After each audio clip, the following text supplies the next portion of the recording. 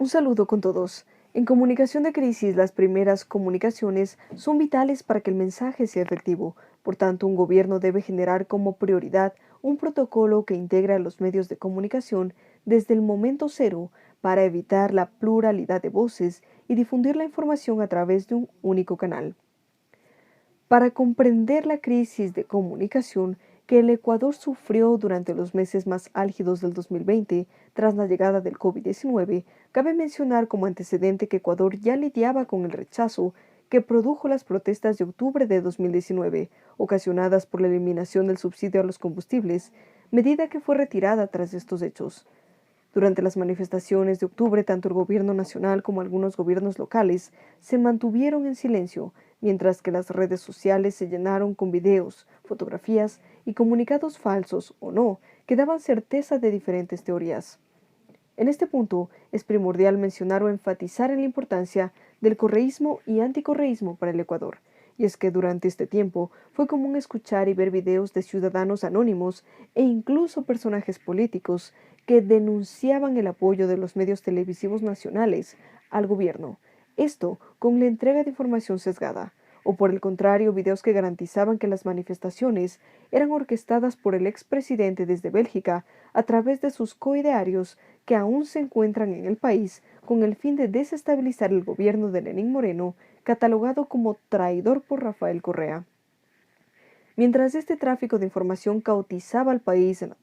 en las redes sociales, en las calles durante protestas, manifestantes, sobre todo indígenas, se tomaron edificaciones icónicas de las funciones del Estado e incluso se privó de servicios básicos como agua o comida en algunas provincias. Y en la capital, con el calor de la violencia, hubo heridos, muertos e incluso manifestantes quemaron el edificio de la Contraloría General del Estado. En aquel tiempo, como respuesta a la información que circulaba por redes sociales y con mayor atención que la misma emergencia, la exministra de Gobierno María Paula Romo aseguró que quien orquestó estos hechos y sobre todo quemó la Contraloría General del Estado fue Correa. Los ecuatorianos, ante la incertidumbre, prefirieron otorgar mayor credibilidad a los reportes ciudadanos e información en las redes sociales, replicándolos e incrementando su alcance y consecuencias. Tras estos hechos, el gobierno llegó a la cifra del 14% de aceptación a nivel nacional durante marzo y abril del 2020, meses en los cuales el país fue motivo de titulares a nivel mundial, acompañado de videos de personas fallecidas en las calles y el sistema sanitario colapsado en Guayaquil, que fue el epicentro a inicios de la pandemia. Con un país en zozobra, a la espera de medidas o declaraciones que calmen el malestar general, Lenín Moreno, en lugar de ofrecer respuestas contundentes, se resguardó debido a su condición de población vulnerable, y la posta de la emergencia sanitaria la tomó el ex vicepresidente Otto Sonnenhosner, la ex ministra de Gobierno María Paula Romo, la ex secretaria de Emergencia y Riesgos Alexandra Uclis y la ex ministra de Salud Catalina Andramuño, que a pocas semanas de la emergencia sanitaria renunció debido a problemas internos en el gobierno.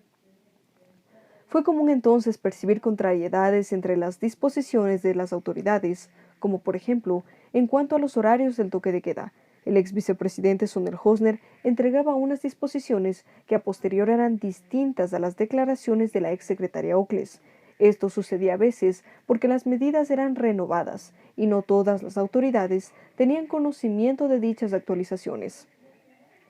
En cuanto a las cifras, sucedió un caso similar. El número de casos de personas fallecidas en las calles, más la saturación del sistema de salud, no concordaban con los pocos casos que reportaba el Ministerio de Salud,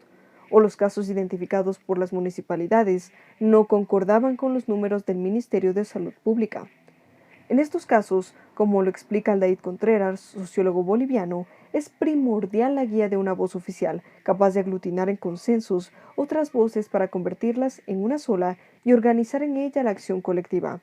En adición, según el comunicador y politólogo Mario Rioda, la comunicación política tiene tres aristas importantes. La primera se encuentra en referencia a la comunicación gubernamental, cuando se desea generar consensos o llegar a la mayor cantidad de ciudadanos. La segunda, en relación con la comunicación electoral para el proselitismo político, y la tercera, con la comunicación de riesgo y crisis. Estas últimas, según Rioda, deben diferenciarse. La comunicación de riesgo es utilizada para informar, prevenir, concienciar, modificar hábitos y comportamientos, mientras que la comunicación de crisis tiene por objetivo dotar de certidumbre a la población y aumentar la confianza mientras se solventa la crisis. Por supuesto, ambas esferas comunicacionales se relacionan o se activan en simbiosis acorde a la coyuntura del caso. Por ejemplo, en la pandemia, podrías generar estrategias en uno u otro sentido. Para Rioda, los gobiernos de estados o voces oficiales deben tener una mirada multidisciplinaria, haciendo énfasis en el trabajo en conjunto con el área de salud para traducir el lenguaje técnico del COVID-19 en palabras coloquiales. De igual forma, Rioda recalca la importancia del trabajo eficaz, puesto que una mala estrategia de gestión de la comunicación en crisis puede producir vulnerabilidad en la voz oficial. Pero debido a la naturaleza de la pandemia en Ecuador, las ruedas de prensa y contacto con los medios se realizó de forma virtual, ocasionando que las preguntas, por ejemplo, como las técnicas en torno al COVID o medidas, o más políticas como la gestión y paradero de los insumos médicos, queden sin respuesta, debido a que las preguntas sean sometidas a filtros previos a llegar a su destino.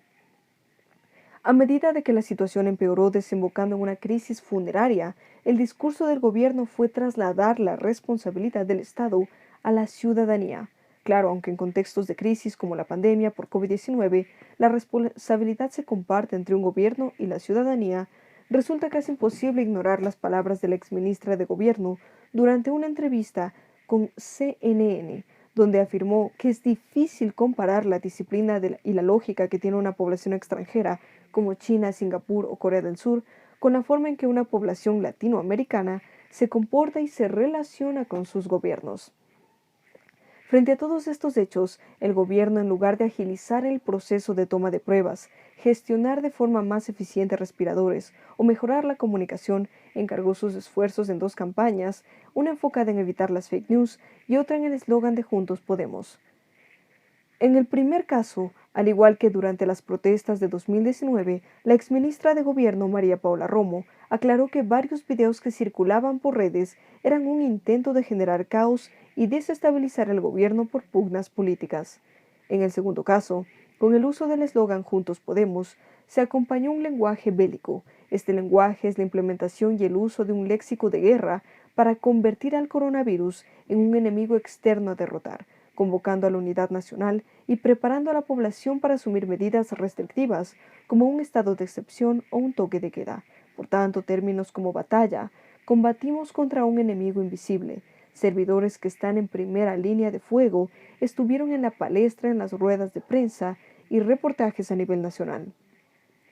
De igual forma, se utilizó un lenguaje emotivo, enfocado en generar empatía, dolor y miedo para evitar la propagación de más contagios. En fin, nuestro país vivió una verdadera crisis en la comunicación, caracterizada por la desorganización, la desarticulación entre el gobierno central y los municipios, la falta de coherencia, la impuntualidad, la carencia de liderazgo, la incapacidad para generar y seguir una estrategia clara, las imprecisiones en las estadísticas, la corrupción y la distancia abismal entre los discursos y la realidad. Es importante recalcar estos desaciertos para que el próximo gobierno prevea un mejor manejo de la crisis sanitaria desde el punto de vista comunicacional. El próximo gobierno deberá gestionar un programa de vacunación a escala nacional junto a la estrategia comunicacional respectiva para que la población acepte la vacuna de forma voluntaria, ordenada y responsable. Muchas gracias.